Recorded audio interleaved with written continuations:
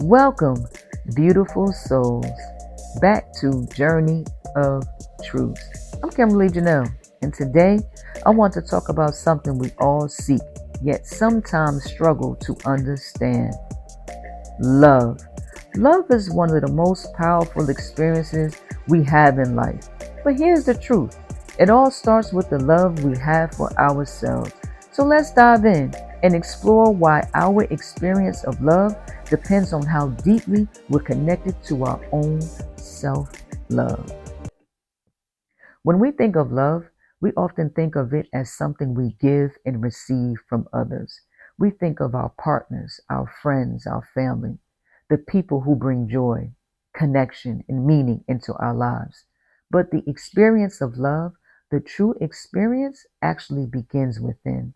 I believe that the love we allow ourselves to feel, the depth of it, is a reflection of how much we value and accept ourselves.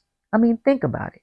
When you don't feel connected to yourself, when you're struggling with self doubt or self criticism, it's hard to truly feel someone else's love. Why? Because we can only receive love to the degree that we're willing to love ourselves. If we don't feel we are worthy of love, it doesn't matter how much love someone pours into us, it'll be hard to fully embrace it. Now, I know this isn't always easy. Self love can feel like a journey that sometimes feels like an uphill climb. We live in a world that's constantly telling us how to look, what to achieve, who to be, and in the midst of all of that, it's easy to lose sight of who we are deep down. So many of us spend years giving love to others, hoping it'll fill some kind of gap inside, when the truth is, no one else can fill it but us. Self love is the foundation of all love. It's the lens through which we see the world and experience relationships. When we truly love ourselves, we give ourselves permission to be loved by others. We stop second guessing compliments. We stop doubting someone's care. We start to believe that we deserve love. And that changes everything. So, how do we start? How do we begin to build this love for ourselves? One of the first steps is learning to accept every part of who we are: our strengths, our flaws, our past, our dreams, all of it. Self love isn't about thinking we're perfect, it's about embracing ourselves fully, imperfections and all. It's about looking at ourselves with compassion and kindness rather than judgment. And when we do this, we realize something so incredible. Loving ourselves doesn't take away from the love we give others, it actually enhances it. When we're rooted in self love, we have more to give.